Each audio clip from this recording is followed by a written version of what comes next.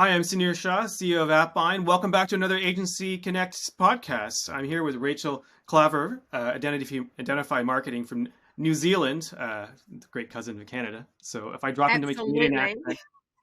accent, I have this fake American accent I put on to impress my American friends, but then I'll just go back to my Canadian accent as we go. That sounds good. I try and do a fake Australian accent as well for our Australian clients, but it always falls short and they start laughing at me, so I'm not good at it. I used to be pretty good when I was backpacking through Europe because you meet so Mm. many Kiwis and Aussies that I could identify what part. Oh, I'm impressed. I'm very impressed. It's been a long time. It's been a long time. So I wanted Rachel on here because Identify Marketing is an active campaign and Zoho certified consultants. They do a lot of work around the technology stack. But more interestingly, we talk all the time about being these agencies that are on this treadmill of hell where you're like doing great at building top line revenue, but revenue is payroll and payroll turns over. And that means like you're just have to keep working and you just don't have an agency that's worth doing. And that's exactly Rachel's story. And now you and Rod are like profitable Mm. and have made a Mm, business that you have something that you own now rather than something that owns you. absolutely. Yeah. So Yeah, Rachel, thank please goodness. introduce yourself and your business and who you serve. Do the pitch for Identify Marketing so everyone knows what you Okay. guys are, and then we get into it. Perfect. So our business is Identify. It started off with just me, and I'm a marketing strategist. And I started just doing marketing strategist, and then people wanted us to do our marketing, so we grew this big business.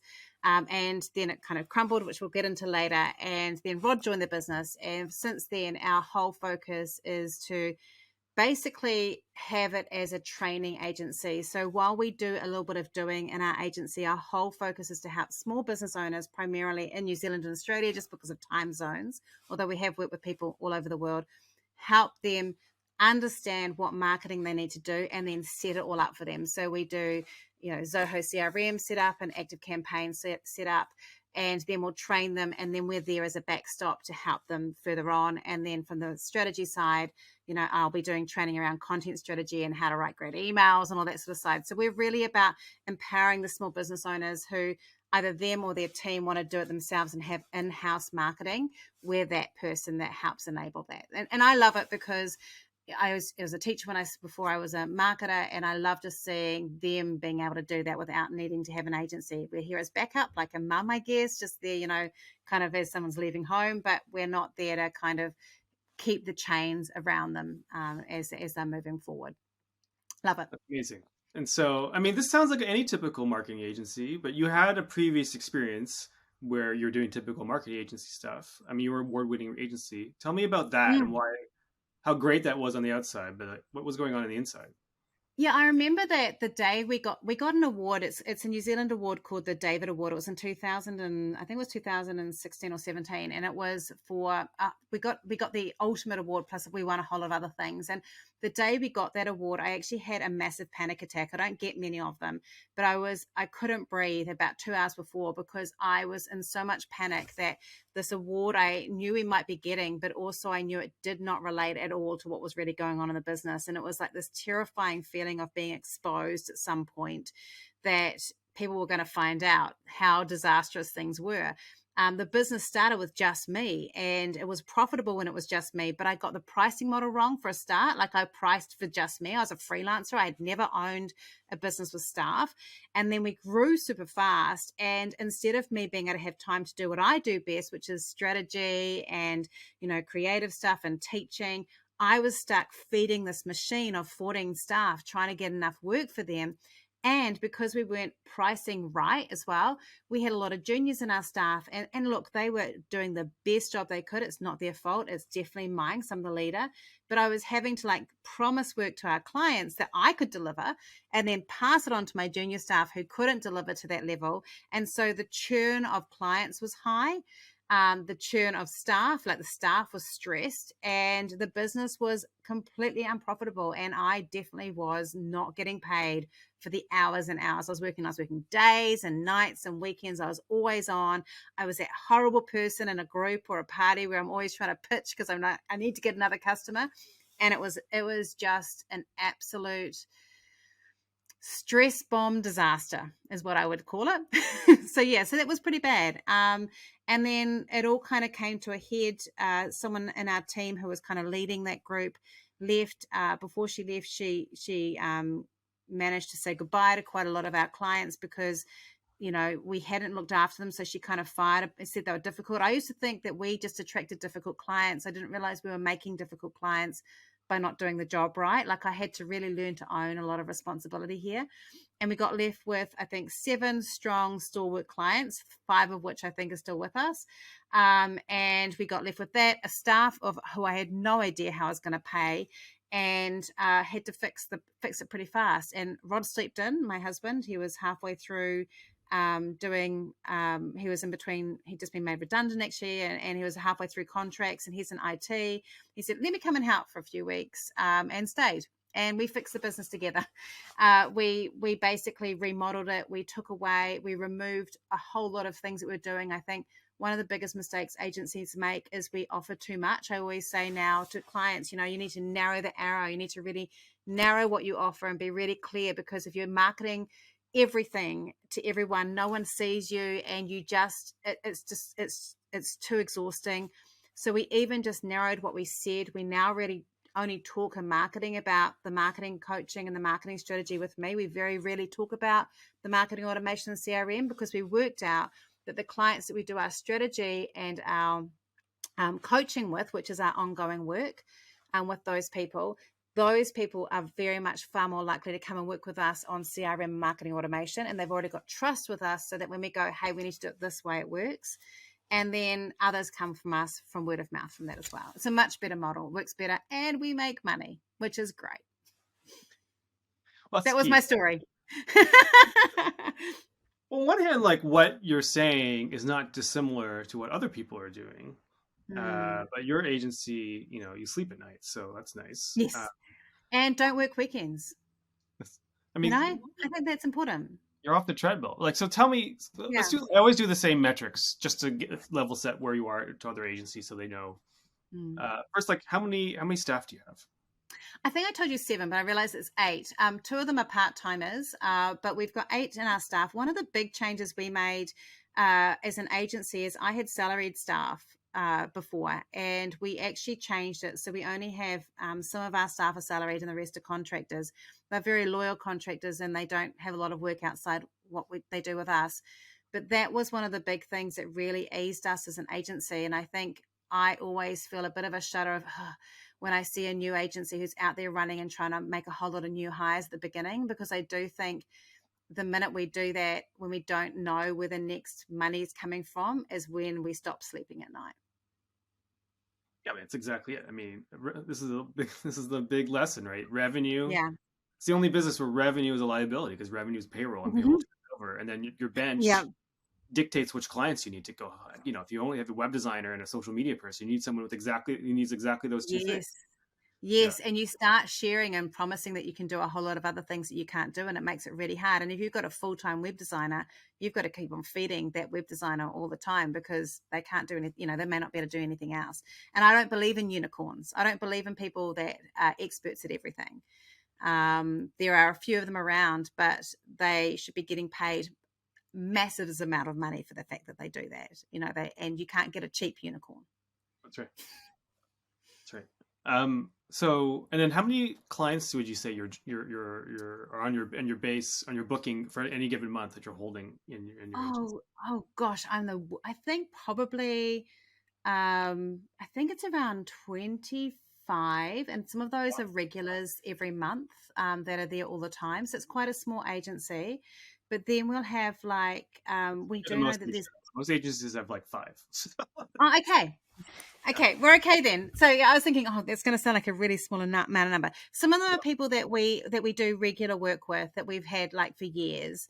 But we do have a natural attrition process, because we have people, we've got someone at the moment who I've been working with for 7 years, and we're probably nearing the end of doing a lot of doing for her, and a lot of kind of that sort of ongoing support. She's taken a while to kind of find her stride, but she's got her stride now, and I don't want to be holding her back. She's still a coaching client, but in terms of some of the other stuff we do, we will lose people naturally. We want them to go. I think that's the difference between us and most agencies, is that who are agencies who are wanting to have that regular income. I think liberating us from that meant we don't feel like we're pulling on anybody, and we don't feel like we need to manipulate someone to stay, or not that my agencies would do that, but I think for us, it kind of made us go, people stay with us because they want to stay with us, not because we're tying them into a contract. And I think that's been a really liberating thing for us.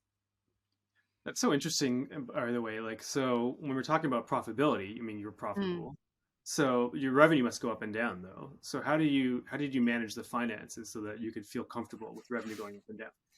Yeah, so definitely profit first. I mentioned that to you before we started recording. I read that book on holiday in Fiji, actually, before everything was looking good, when everything was disastrous. It's by Mike Michalowicz, if you haven't, hasn't heard of it. I'm a bit of a Mike Michalowicz fan, but he basically talked about, having your 5 accounts, and one's got for operating expenses and one's for profit, and I think one of the shifts it made for me and for Rod, because Rod had also been a contractor, so we both had a contractor mindset. And I think a lot of agencies start with people who are contractors, and getting out of a contractor mindset can be quite tricky.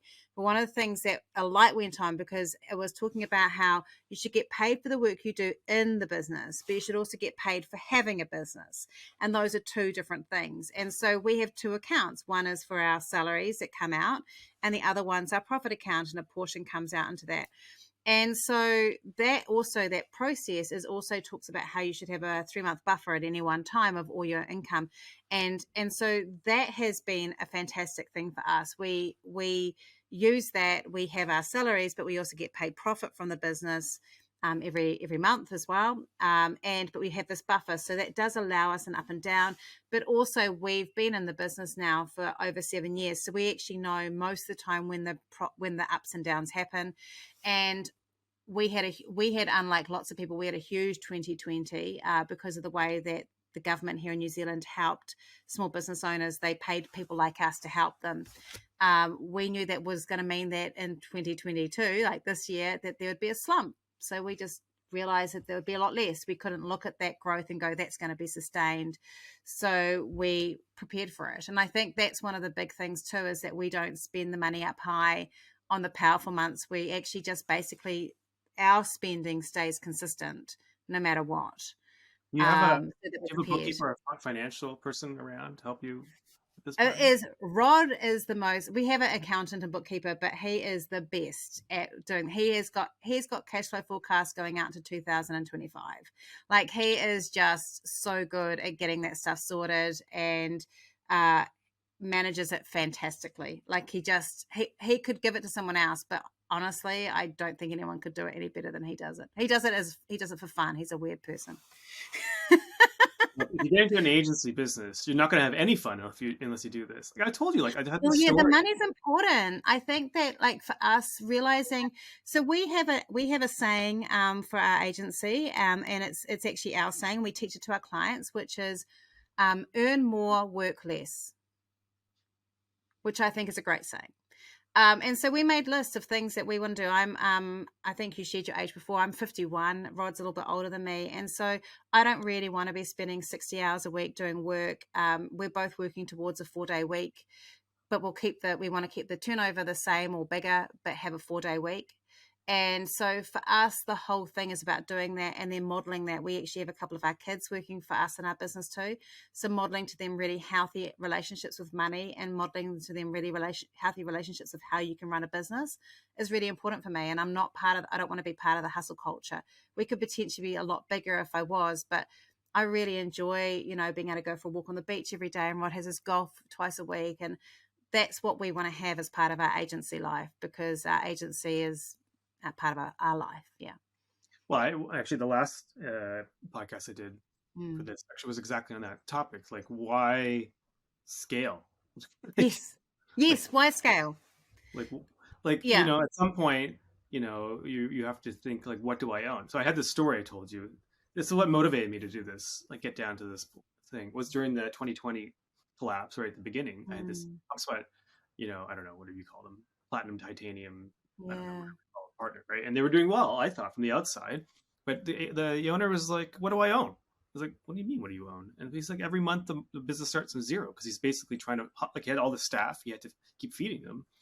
I was like, well, that's interesting. And when you mentioned this book, Profit First, Yes. you have to, like, the reason why he didn't own anything, or he didn't feel like he owned anything, is he Mm. never, this is why I have to have you, like, you never really thought about, well, I own this, and therefore I have to think like an Mm. owner.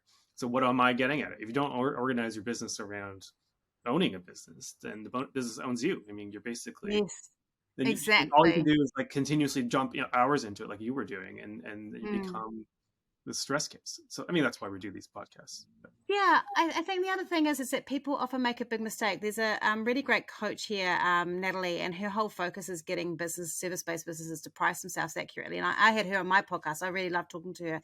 But one of the things that she said that has always really stuck with me is that every business is a black box. You don't actually know what's going on underneath. They can look really, really successful, but you can't see it.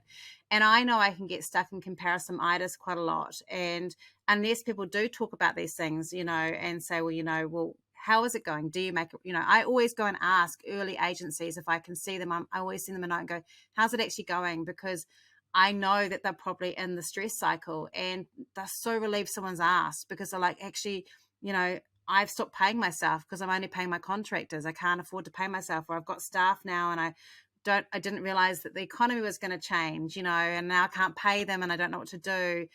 And that's why we start offering services that aren't suited to us, because we have to keep on going wider to go and sell to the people we've already got, instead of trying to find new people. Like it becomes a treadmill and it becomes so hard. So it's an important conversation to have. I really think that. Yeah. So I got to ask you some, like, about your commercials. So you started off, you saying you were priced too low as a freelancer. Yes. So what was the multiple you ended up doing from where you were to where you are now? Like, how much did you, So what was the rates? so funnily enough, some of our things are cheaper now than they were back then. And I shared before that one of the changes that we made, or before we started, it's terrible. People saying that on podcasts is really annoying. I'll stop. But one of the things I said was that one of our changes that we made in 2018 and 19 is we realized that a lot of our wastage was coming from sales meetings where people wanted us to come and see them. And we live in New Zealand, in north of Auckland, in a place called Orewa. And to get into town, if it's rush hour traffic, can be 90 minutes. And so like they'd ask for a visit, we'd do the visit, then you'd come home and suddenly you'd lose this day. And that was a half day or a day that I could have been working with a client or making money. And sometimes they want 3 meetings, and so it's like, wow. And then you wouldn't get the work. So we started going, hey, if you want us to work with you, we'll do an initial Zoom meeting instead. This is before Zoom was really popular.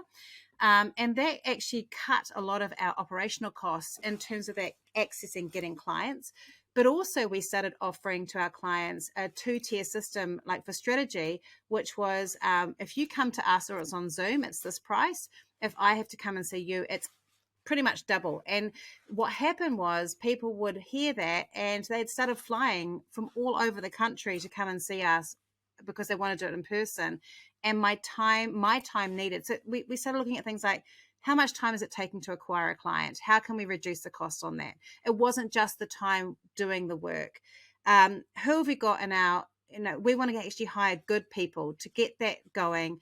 What do we have to do in terms of markup, and looking at it and going, it can't just be double. Double is not going to work for us. It's going to have to be 2.5 to 3 times the amount of that.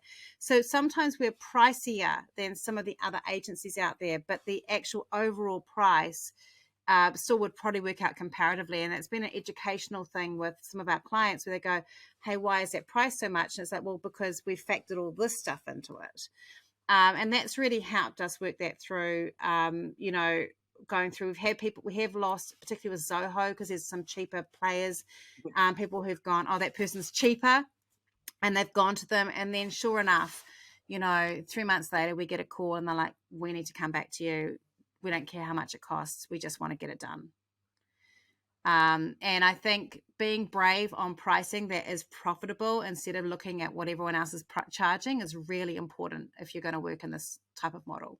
I love Zoho because they position themselves as like cheap, but it's so complicated It's that so complicated. And, when double we talk about consultancy. projects, Yeah, Rod this year has worked with 2 clients where they've been 50K projects Yeah. That's his time or our time, because he's used other people, obviously.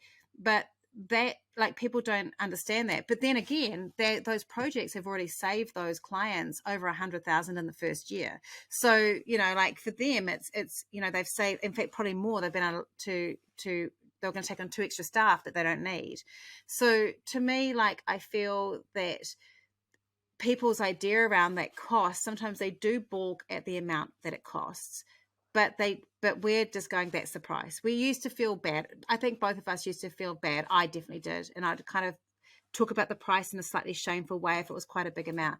Now we just actually do it. So I think one of the key differences with how we work is we will do a project, but the client is paying a larger amount up front, but they don't often then have to pay for us as they move forward unless they come back for changes, which they invariably do.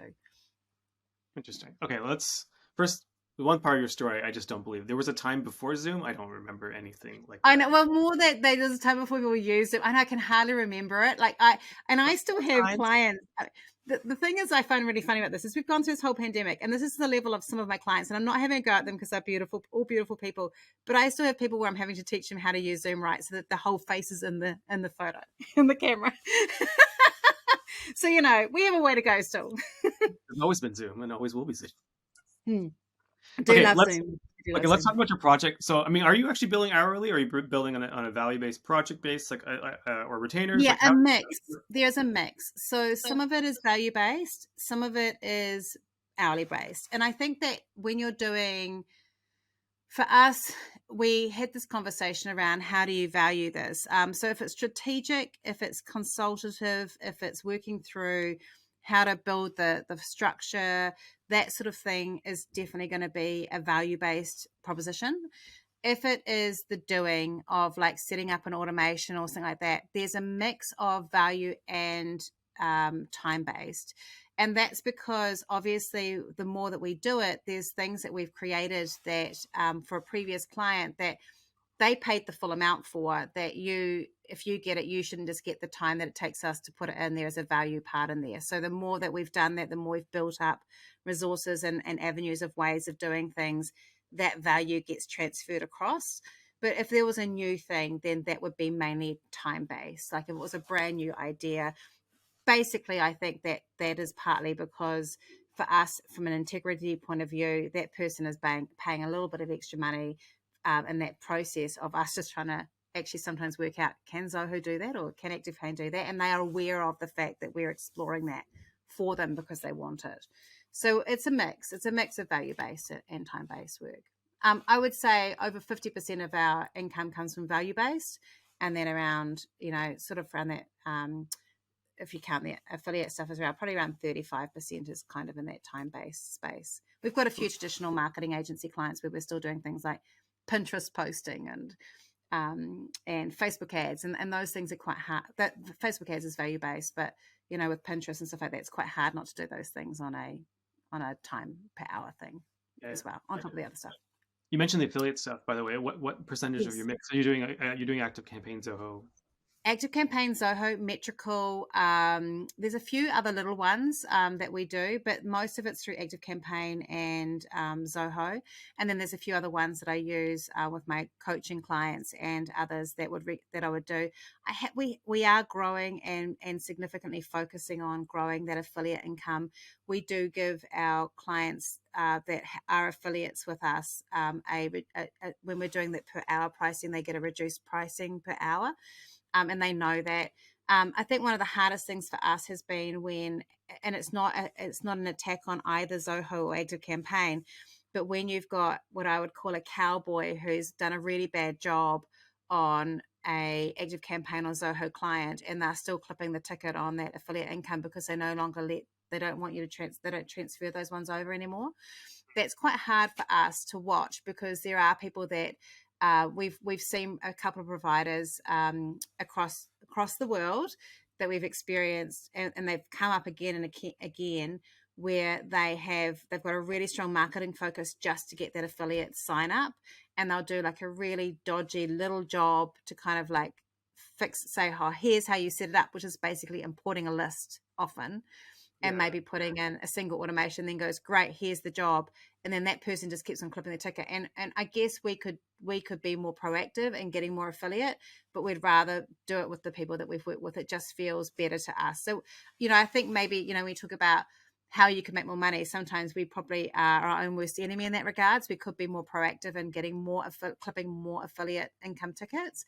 But for us, we our three values are keep it simple, add value, and follow the customer. And I think Oh, that, yeah. yeah, we want to have integrity. My but what percentage of your we talked about this? What percentage Yeah, of your we're revenue now? aiming for 20. I think at the moment it's sitting between 7 and 10. It kind of is, it's gone up again this year. So Pretty good. um Yeah. it's pretty good. And it's such a lovely surprise when it comes in. Well, all that money goes to You know? owner. I mean, that's really the value of it, Yeah, which that's to payroll, and it's it's profit. yeah, it's great. Um, but like you said, one of the things I truly hate about the affiliate referral mix, like agencies should never be using the affiliate program, in my opinion. Mm. If you're doing managed services, I mean, it's not never, but I really Yeah. discourage it because really what you're doing is managing that client, building a system that's really long term. I mean, this is obviously an ad for AppBind, but I No, mean, no, I you believe should always do an app for it. Like that's the whole point of the podcast, isn't it? For you to do an ad. I would be I very disappointed if you rarely didn't. do it, but some of this stuff drives me crazy. Like the point of AppBind is like why do we do affiliates? Because we don't want to be in the middle of billing because Mm. it's high risk. But AppBind puts the client in charge, like in control of their own expenses, but you just manage the services. But then when you have this problem where you have like a deadbeat agency, they continue to hold the referral ticket, like you said, Mm. but they don't do any work. I mean, really, Yeah. to be able to whoever's managing that client should be taking a managed service commission. That's the Microsoft model. Yeah, that's You're how I actually feel doing about work. it. You're Yeah, actually doing that's work. And if the client fires you, yeah. then you don't get it. That's no problem. Yeah, and I feel like that's how I feel really strongly about it. It's how we feel about all sorts of things. It's like why we're, when we were doing web design, and we were really careful when we stopped doing web design because agencies, we were doing everything. We had to go and find agency owners that were doing it who followed us, that had the same ethics as us. And one of the things was making sure that when they said that the client had admin access, they actually had admin access into their and had actual access, or if they're setting up Google, there's providers out there that have it, I'll do your Google ads, but it's always on their account. It's not on your account. And we're really big believers on making sure that the client always owns their own Absolutely. marketing collateral. And so for us, that's part of this for us is we talked about why we chose to go as affiliates as opposed to a reseller account was we didn't want to have a reseller account even though it might make us more money because we didn't want to tie that client in with us and feel like they had to be stuck with us Yeah. the whole time, but also because if the client didn't pay, then it becomes an admin job for us to go and chase it, and we didn't want to Exactly. have to deal with that. Yeah, that's I think the biggest problem with the active campaign reseller Yeah. model. I love them so much, but I think what they've done is a lot of SaaS companies they sell risk to the agencies rather than creating Yes. opportunities. And like, what's the point of that? I mean, really, you work for the client, not for the SaaS company, and you shouldn't be Yeah. a sales agent. What you should be doing is saying to a client, "This is obviously why I ended up out of this podcast. Really, the community here at Bind. It's like you should be able to Mm. manage. Say to the client, "I'll take care of it for you," and manage stuff. And then the client's paying you, but because you're servicing the client, the SaaS company should be happy to invest in Yeah. you so that you can support more clients. Um, Yeah. And yeah, I think for us too, we don't want to feel like we obviously do Zoho and Active Campaign, and we also recommend quite often MailerLite to our tiny clients. We have some clients that are really small, and we don't. They have, I think they might have a tiny affiliate program, but I feel for me as a strategist, it's like one of the things that we've talked about is we have, even though I recommend Active Campaign and Zoho to our clients, there are times where a lot of our clients use Klaver, their e-commerce clients, and Klaver is great. It's got amazing opportunities and things. And so I don't want to be sitting there going, I need to get this client on Active Campaign. I need to get them on Active Campaign. I want to be able to go, great, if that's what you're doing, let's create a strategy to make that better. And to me, from an integrity point of view, sometimes it's meant we have potentially lost a marketing automation or a CRM lead, but that's because we're looking at that bigger picture of how can we serve that client. Yeah. all about, I would say one of the other lines I have is every client is the same, whether you're talking about marketing, consulting, or an auto mechanic Mm. trying to get you to work the next day because you need to get to work, or a nail salon on their bride's wedding day. It's exactly the same, client and contractor. The client is always freaking out, and you're selling Mm. calm and control back to them. You're selling, I'll Yes. calm and I'll get your life back under control. As long as you deliver those things, they're happy. Yeah. But if you're doing anything to increase their anxiety, like trying to, like leverage them, or like it's not a good business, because referrals are forever. I mean, that's the way to Yeah. go. And look, I teach people how to use video. That's already stressful enough as it is for them. I don't want to add other things to make them stressed out and not want to talk to me. Yeah. All right, so I got to ask. So you have a mix of different commercials. I should. By the way, do you have any retainers in there, or you don't? No, we don't. We don't have retainers. We have a couple of clients who, as I think you would say, a service type contract where they're larger customers where they need it. But to be honest, most of those people will come and see us every month anyway and ask for things. We have, I guess, the closest we have to retainers is we have some people that we do regular marketing sort of for them. They're bigger companies where it's just easier for them to do, and those are a mix of value based and time hour things, and they kind of tick away. They're part of that group that kind of just sit there as a bedrock, and they stay there. But I personally, so it's funny, I don't, retainer clients make me stressed out, because I think that one of the things that happened in 2020 was a lot of my colleagues who had retainer based clients, the minute that COVID hit, um, they lost a whole of their retainer clients overnight. Whereas we, because we were a bit more, relaxed and kind of going with the wind a bit more, we could quite easily adapt, and we weren't relying on that residual income to pay our staff or pay people all the time. And I think not having retainers actually saved us. Okay, And so so this it is what really, I'm gonna yeah. get to. So how do you?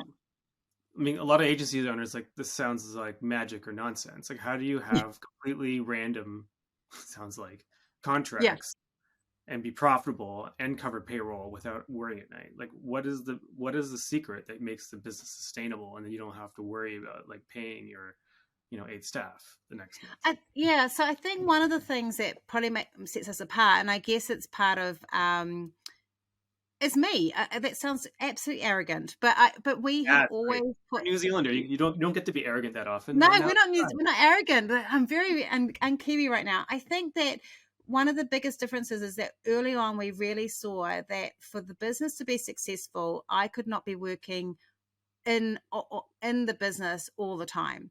The business to be successful would need to have me doing marketing as part of my role, because I was going to be the face of the business. And I guess this is one of the things I'm biased here because I have a coaching program where I teach people how to be the face. So like I'm showing my bias now, but I think that for us, when I went, okay, to get this business safe, I have to start showing up all the time.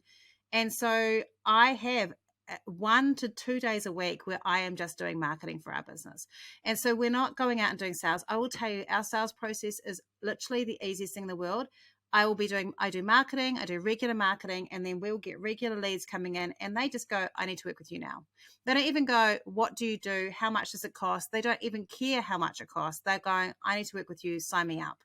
And I think that for agencies, often it's ironic that marketing agencies can be the very worst at marketing. They throw money at ads. We don't do hardly any paid advertising unless I'm running an event somewhere. And we just basically add a lot of value. I believe in the Seth Godin, freemium model of giving a lot of free information and support. And we prioritize content marketing as our way to grow our business. And it's great. Look, I'll tell you, I'm sitting here. I've got a studio. I'm next 2 days time. I'm spending a whole day dressed up as a goat because it's fun for me to talk about goat in a tree marketing. I'm a 51-year-old woman whose costumes over there are the envy of most probably 3-year-olds in the area. And I have so much fun and I get to do this stuff. And I'm like, I can't believe I own a company where I get to dress up as a goat. That's amazing. Okay, I have to ask because your strategy to sustainability. We always ask. I'm learning these Yeah. questions. I wish I was so smart, but I'm learning. So the do you measure your turn away rate of how many clients you're turning away at any given time, or do you turn in? Turning away is like we can't fit them in. Yeah, because when you're so what agencies, the reason we ask, what I've learned is the agencies that are basing their sustainability on inbound leads, Yes. uh, to handle a downturn, you have to be turning away whatever you predict the downturn could be, 20%, 30% of your clients, so that you can say yes later. And then it keeps your rates high as well. Okay. So I have never heard of that phrase. That was cool. I turn away quite a lot of people, but that's because I don't feel that they're ready for us. I keep them in my ecosystems. I have a Facebook group, and I have a podcast and things like that. So if I feel they're not ready for us, I'll say, look, you can't work with us yet. So I'm quite fussy around who we take on. And that probably would be around 30%. We have a 30 in our latest Zoho feedback. Our yes rate for a lead coming in and becoming a client is sitting around 30%, which I think is pretty average and good. The crazy 2020 year where we were getting help and like the government was funding a lot of the work we were doing, our rate was up around 70%. And honestly, I burnt out. Like, it was just too much. I was literally working 7 days a week just to fulfill. We were both working just these horrendously long hours, but we were like, ride the wave, because we knew that there was going to be a drop coming. But yeah, probably around 30% would be the turn away rate, and 30% sign up and say yes. And then we'd probably lose around 15% on price. And then there'd just be people where it's just not the right fit, but yeah, that would probably be about right. Yeah, that's 30%. Good. Yeah, I mean, the agencies are saying yes to every client. They're in deep trouble, right? Because we don't, and we also we have so I mentioned I've got 2 daughters who work with us. They are very opinionated. So we had someone who didn't fit in with. Children are opinionated, not like mine. I know, so unlike it.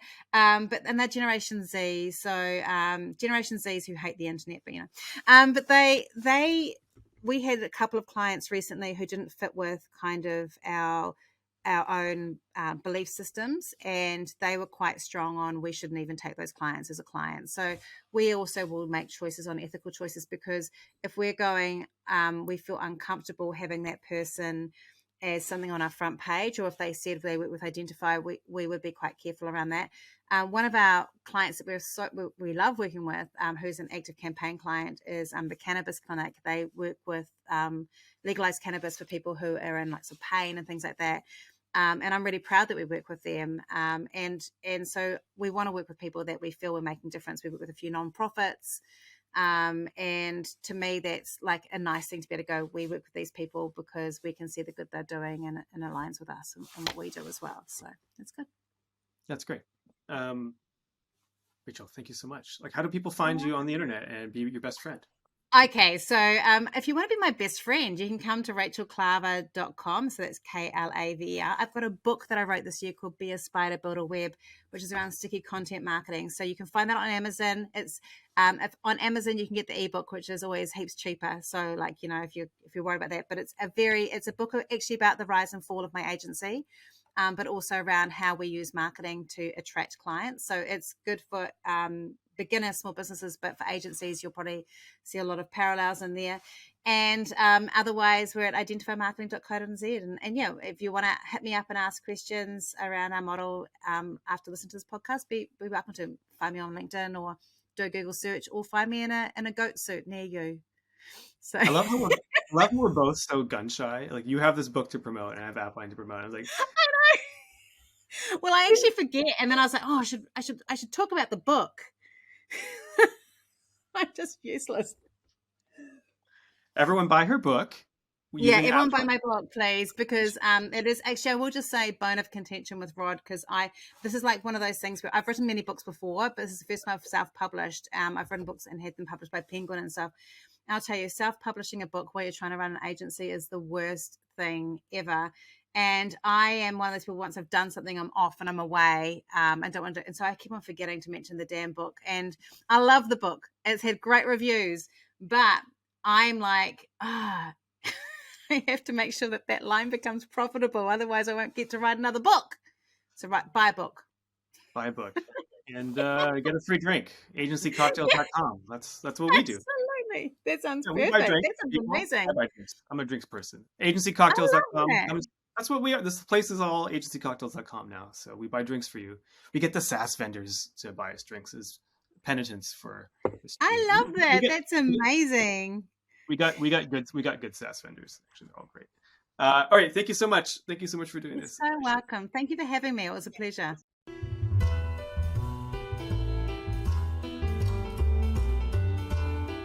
For more great insights on partnerships and software, like and subscribe, and we'll see you in the next video.